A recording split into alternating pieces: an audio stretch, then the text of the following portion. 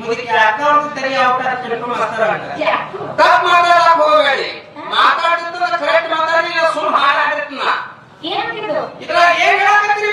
ಕುಡಿದ ಮಂದಿ ಸುಳ್ಳು ಮಾತಾಡಕ್ ಹೋಗ್ಬೇಡಿ ನೀವು. ನಾವು ನೀವು ಹುಟ್ಟಿ ಬರ್ಬೇಕಾದ್ರೆ ಆ ಭಗವಂತ ಕಾರಣ. ನಾವು ನೀವು ಹುಟ್ಟಿ ಬರ್ಬೇಕಾದ್ರೆ ಭಗವಂತ ಕುಚ್ಚಿಗೆ ನಮ್ಮ